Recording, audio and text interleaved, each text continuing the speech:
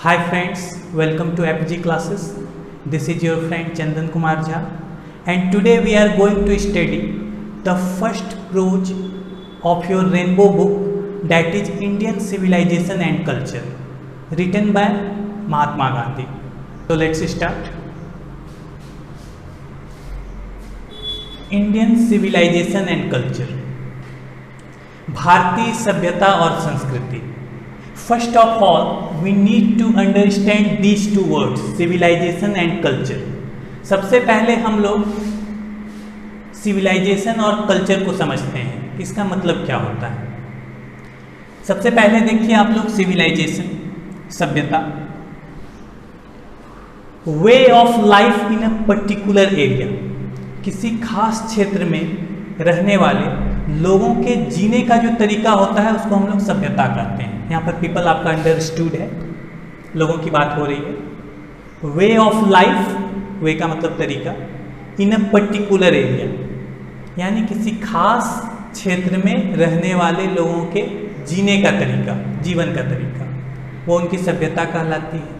और कल्चर को देखिए तो संस्कृति, the customs, ideas, beliefs etcetera of a particular society, country etcetera, यानी किसी समाज, देश आदि की जो प्रथाएं हैं, विचारधाराएं हैं और विश्वास हैं, उनको हम लोग संस्कृति कहते हैं.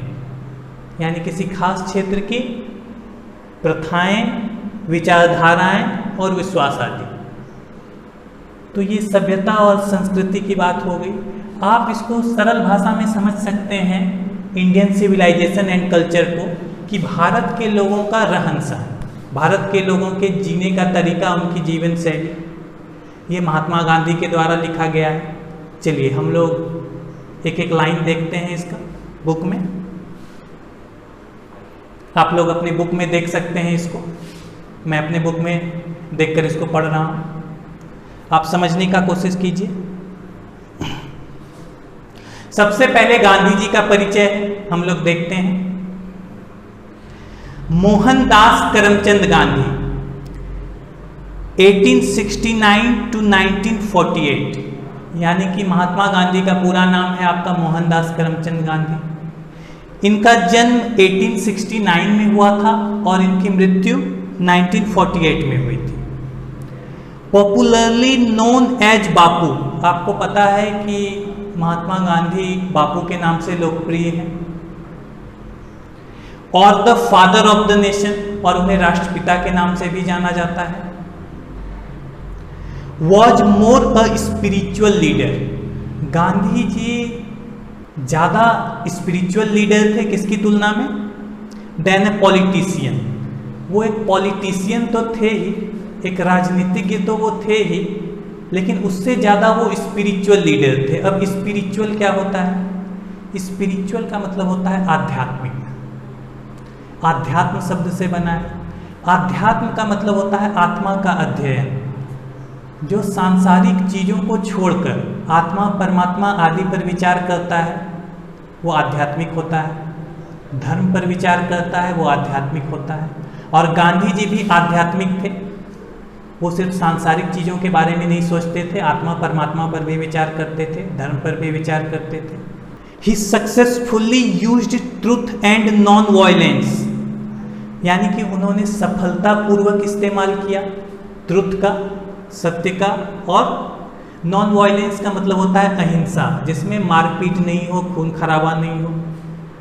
As the chief weapons against the British rule, यानी मुख्य हथियार के रूप में उन्होंने इस्तेमाल किया ट्रुथ को और नॉन वायलेंस को ब्रिटिश शासन के खिलाफ इन इंडिया, भारत में. And helped India gain independence, और भारत को उन्होंने मदद किया आज़ादी दिलवाने में.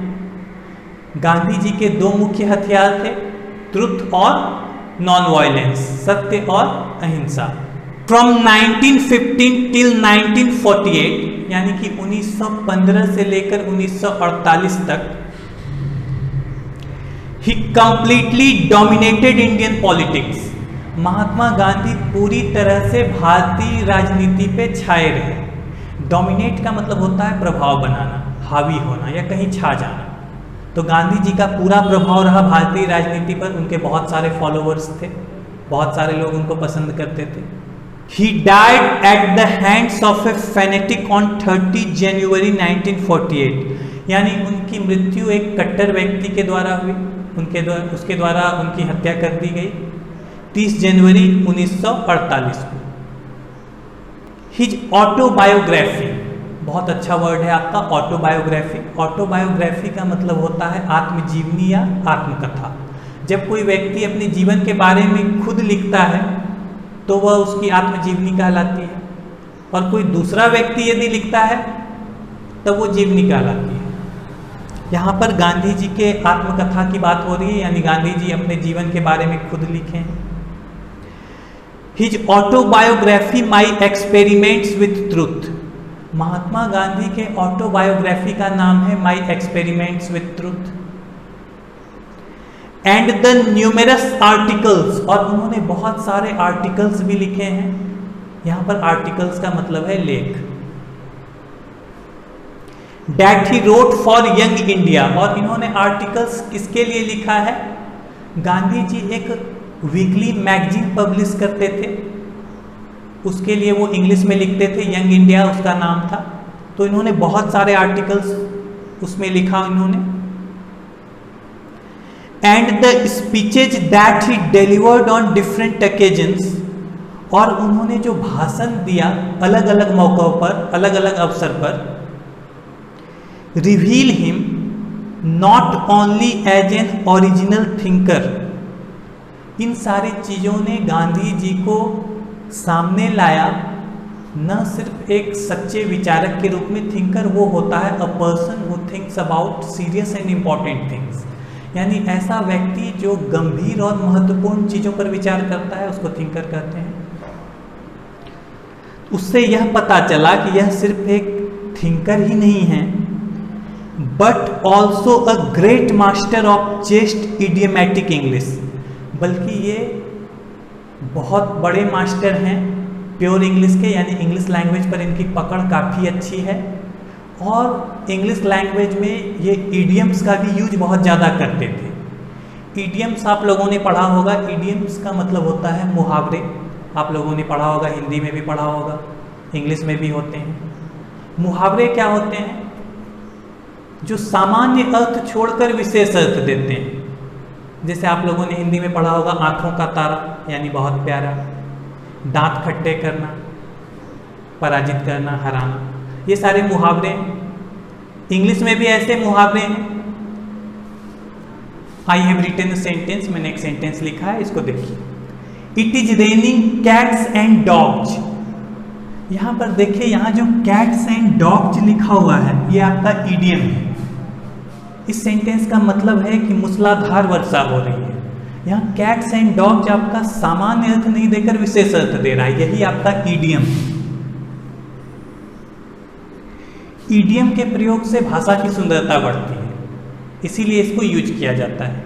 और गांधी जी ईडियम का यूज करने में माहिर थे, उनको उनकी पकड़ भी काफ़ी अच्छी थी इंग्लिश लैंग्वेज पर।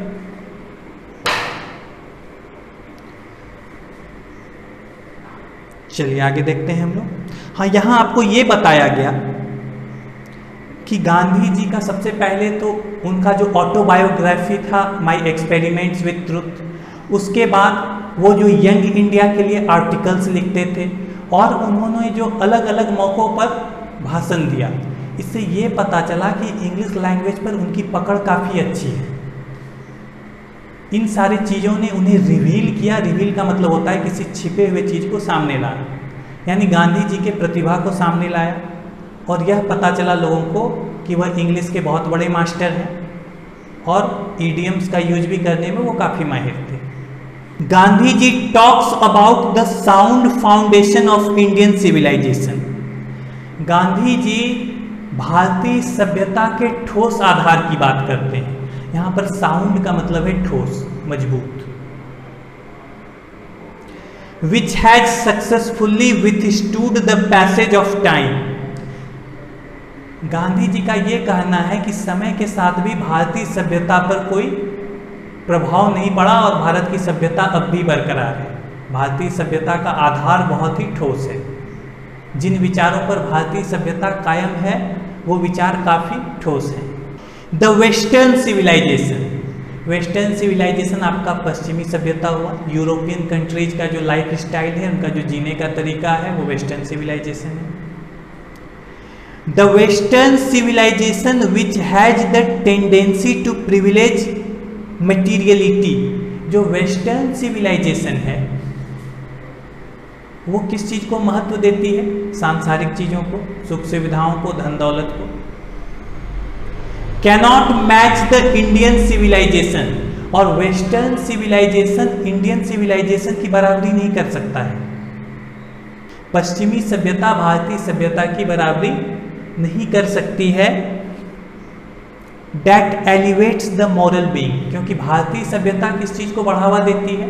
यह नैतिकता को बढ़ावा देती है, अच्छे आचरण, अच्छे व्यवहार को बढ़ावा देती है। यानी वेस्टर्न सिविलाइजेशन का फोकस है सांसारिक चीज़ों के तरफ, धन दौलत सुख सुविधा, इसके तरफ पूरा ध्यान है। और भारतीय सभ्यता अच्छे आचरण, अच्छे व्यवहार, इसको बढ़ावा देती है। तो गांधी जी का कहना है कि पश्चिमी सभ्यता कभी भी भारतीय सभ्यता की बराबरी नहीं कर सकती है। चलिए, ये आपका गांधी जी का परिचय था। अब हम लोग आगे देखते हैं। गांधी जी का कहना है, आई बिलीव, मुझे लगता है, that the civilisation India has evolved is not to be beaten in the world, कि जो सभ्यता भारत में विकसित हुई है उसे वर्ल्ड में चैलेंज नहीं किया जा सकता है, उसे हराया नहीं जा सकता है। नथिंग कैन इक्वल, कोई भी चीज बराबरी नहीं कर सकती है। The seeds sown by our ancestors, हमारे पूर्वज जो बीज बो कर गए हैं, कहने का मतलब है हमारे पूर्वज जो हमें शिक्षा दे कर गए हैं, जो संस्कार दे कर गए हैं, उसकी बराबरी कोई भी चीज नहीं कर सकता है।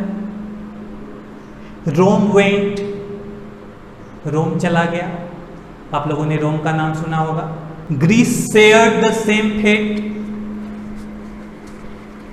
ग्रीस का भी वही हाल हुआ।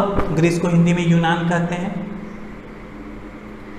The might of the Pharaoh's was broken, Pharaoh's की ताकत भी खत्म हो गई। फैरोज जो होते थे एंसेंट इजिप्ट के बहुत ही पावरफुल रूलर्स होते थे, बहुत ही शक्तिशाली सब राजा होते थे, उनकी भी ताकत खत्म हो गई।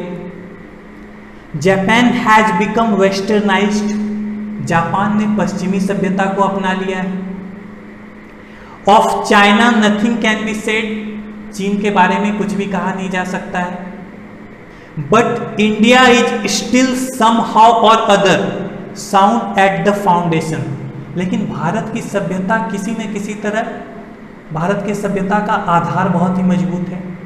The people of Europe learn their lessons from the writings of the man of Greece और रोम, जो यूरोप के लोग हैं वो शिक्षा लेते हैं किनसे? ग्रीस और रोम के लोग जो भी लिखते हैं उससे ये लोग शिक्षा लेते हैं। Which exist no longer in their former glory, जो कि अब पहले के जितना प्रसिद्ध नहीं है। In trying to learn from them, इनसे सीखने के प्रयास में। द यूरोपियंस इमेजिन, यानी कि यूरोप वासियों को ऐसा लगता है that they will avoid the mistakes of Greece and Rome, कि ग्रीस और रोम ने जो गलती की है उन गलतियों से ये लोग बच जाएंगे। Such is their pitiable condition, ऐसी दयनीय स्थिति है इनकी। पिटिएबल का मतलब हुआ दयनीय, खराब।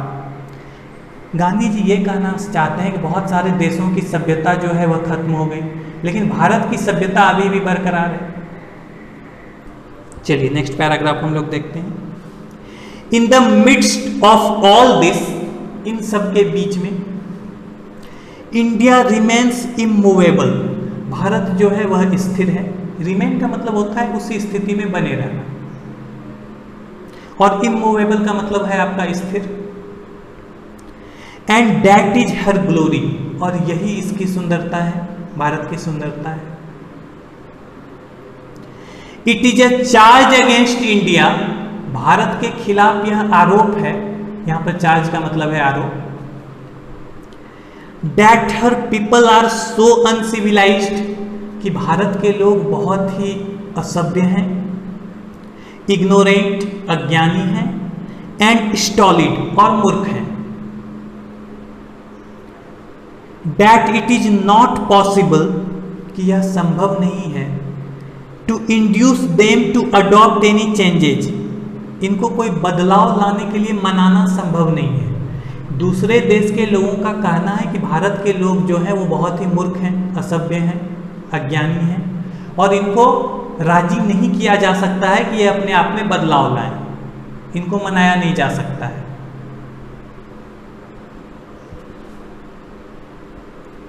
It is a charge really against our merit, और यह जो आरोप है यह वास्तव में हमारे प्रतिभा के खिलाफ, हमारे मेरिट के खिलाफ है।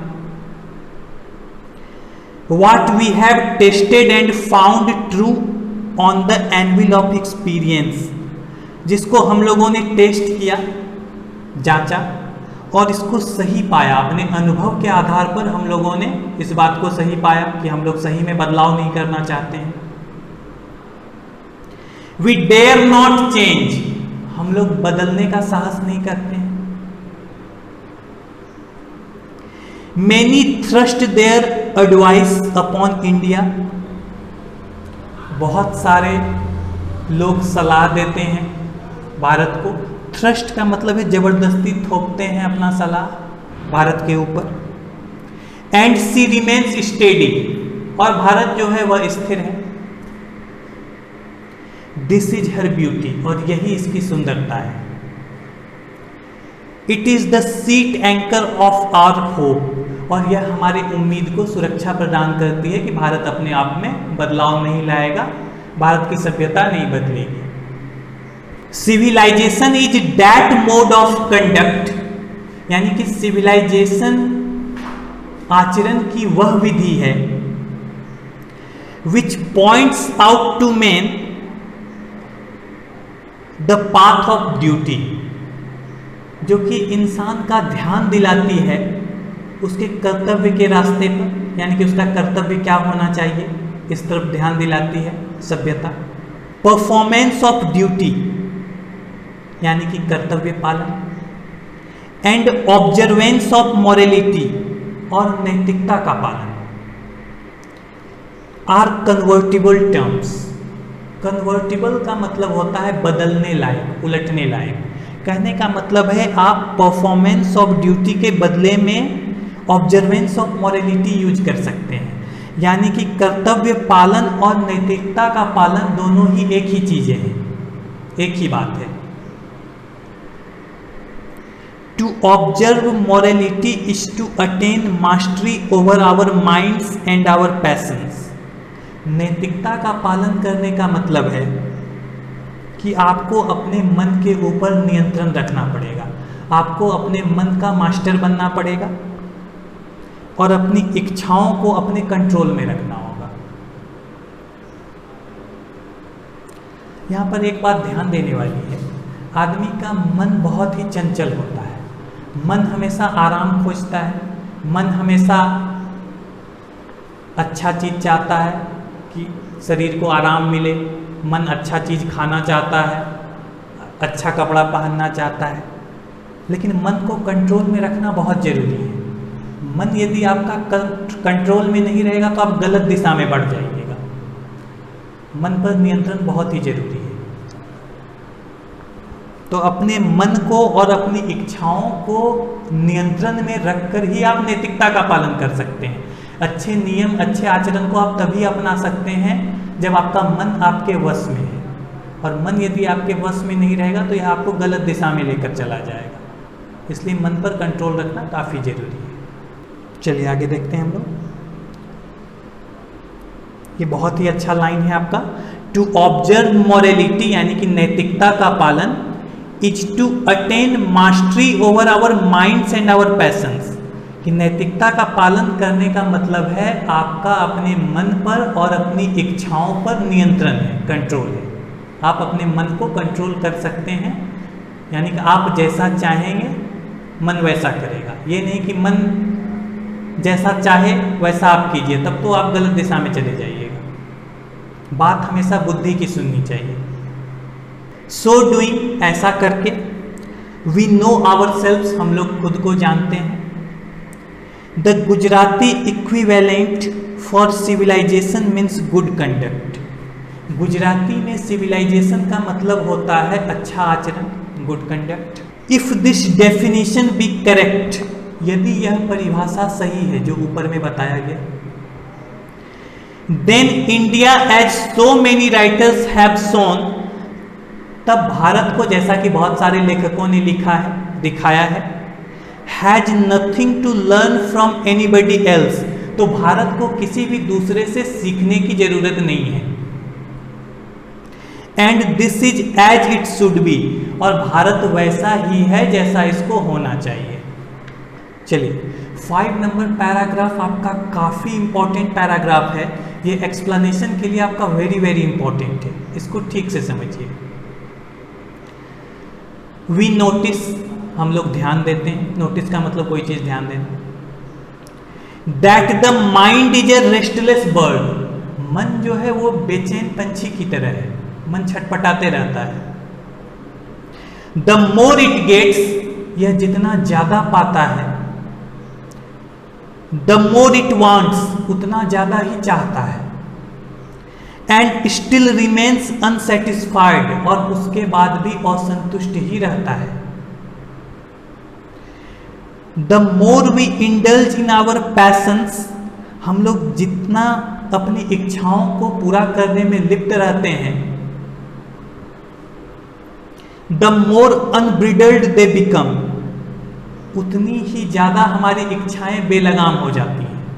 हम यदि एक इच्छा को पूरी करने की कोशिश करते हैं, 2-3 नई इच्छाएं जन्म ले लेती हैं, यानी सारे इच्छाओं को पूरा करना संभव नहीं है। Our ancestors therefore set a limit to our indulgences, इसलिए हमारे पूर्वजों ने क्या किया, हमारे सुख सुविधाओं को सीमित कर दिया, हमारे भोग विलास को सीमित कर दिया। दे सॉ, उन लोगों ने देखा, that happiness was largely a mental condition, कि जो खुशी थी, उन लोगों ने इस बात को समझा कि खुशी जो थी पूरी तरह से मानसिक स्थिति थी। आपको छोटी छोटी चीजें भी खुश कर सकती हैं। चलिए 6 नंबर देखते हैं हम लोग paragraph. A man is not necessarily happy because he is rich, कि एक व्यक्ति जरूरी नहीं है कि वह धनी है तो वह सुखी ही होगा, वह खुशी होगा। ऐसा कोई जरूरी नहीं है कि धनी व्यक्ति हमेशा खुश रहेगा। और unhappy because he is poor, और वह दुखी होगा क्योंकि वह गरीब है, ऐसी कोई बात नहीं है। The rich are often seen to be unhappy, अक्सर अमीरों को भी दुखी देखा जाता है। The poor to be happy, और गरीब लोगों को भी खुश देखा जाता है। Millions will always remain poor, लाखों करोड़ों लोग हमेशा गरीब रहेंगे। ऑब्जर्विंग ऑल दिस, इन सब चीजों पर ध्यान देने के बाद, our ancestors dissuaded us from luxuries and pleasures, हमारे जो पूर्वज थे उन्होंने हमें सुख सुविधाओं से दूर किया, सुख सुविधाओं से रोका, सुख सुविधाओं के इस्तेमाल से हमें रोका उन्होंने। We have managed with the same kind of plough as existed thousands of years ago, हम लोग अभी भी उसी हल से काम चला रहे हैं जो हजारों साल पहले मौजूद था। यहाँ पर थोड़ा सा ध्यान दीजिएगा, ये गांधी जी अपने समय की बात कर रहे हैं, अब तो समय काफ़ी बदल चुका है, आप उनके हिसाब से सोचिएगा। गांधी जी की मृत्यु 1948 में हो चुकी थी, यानी ये वो उससे भी पहले लिखे होंगे, अब तो समय काफ़ी बदल चुका है, आपको उस हिसाब से सोचना होगा। तो यहाँ उन्होंने कहा है कि we have managed with the same kind of plough, कि हम लोगों ने उसी हल से काम चलाया है। As existed thousands of years ago, जो हजारों साल पहले मौजूद था। We have retained the same kind of cottages, अभी भी हमारे पास वैसी ही झोपड़ी है। That we had in former times, जो हमारे पास पुराने समय में थी। And our indigenous education remains the same as before, और हमारी जो स्वदेशी शिक्षा है यानी कि अपने देश की जो शिक्षा है वो भी पहले की तरह ही है। We have had no system of life corroding competition, जिंदगी को बर्बाद करने वाला हमारे यहाँ कोई कंपटीशन नहीं होता है जो यूरोपियन कंट्रीज में होता है। Each followed his own occupation और ट्रेड, सभी कोई अपना जो है खुद का रोजगार करते थे या व्यापार करते थे। And charged a regular wage, और एक उचित मजदूरी लेते थे जो भी उनकी मजदूरी होती थी। It was not that we did not know how to invent machinery, ऐसी बात नहीं थी कि हम लोगों को यह मालूम नहीं था कि मशीन का आविष्कार कैसे होता है। But our forefathers knew that, लेकिन हमारे पूर्वज यह जानते थे कि if we set our hearts after such things, यदि हम लोग ऐसे चीजों के पीछे अपना दिल लगाते हैं, वी वुड बिकम स्लेव्स, तो हम लोग गुलाम बन जाएंगे। एंड लूज और मोरल फाइबर, और अपना चरित्र खो देंगे। दे देयरफॉर, इसलिए उन लोगों ने क्या किया, हमारे पूर्वजों ने क्या किया, आफ्टर ड्यू डेलिब्रेशन, यानी कि उचित सोच विचार के बाद, ड्यू का मतलब यहां पर उचित है और डेलिब्रेशन मतलब वह सोच विचार, डिसाइडेड, उन लोगों ने तय किया, that we should only do, कि हम लोगों को वही करना चाहिए, What we could with our hands and feet, जो हम लोग अपने हाथ और पैर का इस्तेमाल करके कर सकते थे, हम लोगों को वही काम करना चाहिए। हमारे पूर्वजों ने यह डिसाइड किया, यानी मशीन के बदले हम लोगों को हाथ और पैर का इस्तेमाल करना चाहिए। They saw, उन लोगों ने देखा, that our real happiness and health, कि हमारी सच्ची खुशी और जो स्वास्थ्य है, consisted in a proper use of our hands and feet, इस बात पर निर्भर है कि हम लोग अपने हाथ और पैर का उचित इस्तेमाल करें। यदि हम लोग अपने हाथ और पैर का उचित इस्तेमाल करेंगे तो हमारी खुशी उसी में शामिल है और हम स्वस्थ भी रह सकेंगे। ये हमारे पूर्वजों ने महसूस किया। अब हम लोग देखते हैं पैराग्राफ 7। दे फर्दर रीजन, उन लोगों ने आगे कारण बताया, that large cities were a snare, कि जो बड़े बड़े शहर थे वो एक जाल की तरह थे, एंड यूजलेस इनकम्बरेंस, और बेकार की बोझ के तरह थे, and that people would not be happy in them, और लोग उसमें खुश नहीं थे बड़े बड़े शहरों में। That there would be gangs of thieves, और बड़े बड़े शहरों में चोरों का दल होता था, एंड रॉबर्स, वहां लुटेरे होते थे, प्रोस्टिट्यूशन, वेश्यावृत्ति होती थी, एंड वाइस फ्लरिशिंग, और बहुत तरह के जो दुर्गुण थे वो फलते फूलते थे in them, and that poor man would be robbed by rich man, और बड़े बड़े शहरों में गरीब लोगों को अमीर लोगों के द्वारा लूटा जाता था। They were therefore satisfied with small villages, इसलिए हमारे जो पूर्वज थे वो छोटे गांवों से ही संतुष्ट थे। हमारे पूर्वजों का कहना था कि जितनी तरह की बुराइयां होती थी वो बड़े बड़े शहरों में होती थी और गांव में लोग ज्यादा खुश थे। चलिए पैराग्राफ 8 देखते हैं हम लोग। They saw, उन लोगों ने देखा, that kings and their swords, कि राजा और उनके जो तलवार थे यानी राजा की जो शक्ति थी, वर इंफीरियर, वह तुच्छ थी, to the sword of ethics. Ethics के स्वॉर्ड के सामने यानी एथिक्स की ताकत के सामने राजा की ताकत जो थी वह तुच्छ थी। एथिक्स का मतलब हुआ आपका नीति शास्त्र, आचरण, नैतिकता। अच्छे आचरण और अच्छे व्यवहार के सामने राजा और राजा की शक्ति जो थी वह काफी तुच्छ थी। And they therefore held the sovereigns of the earth to be inferior to the rishis and the fakirs। इसलिए उन लोगों ने जब राजा की तुलना ऋषि और फकीरों से की तो उनके सामने में राजा की शक्ति कुछ भी नहीं थी, ये लोग बहुत ही तुच्छ थे उनके सामने। A nation with a constitution like this, एक देश जिसकी ऐसी बनावट है, ऐसी संरचना है, is fitter to teach others than to learn from others।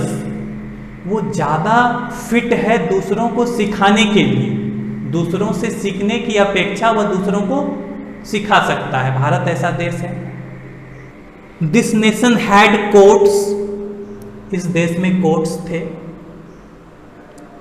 Lawyers वकील भी थे, एंड डॉक्टर्स और डॉक्टर्स भी थे, but they were all with in bounds, लेकिन वे सभी अपनी सीमाओं में रहते थे।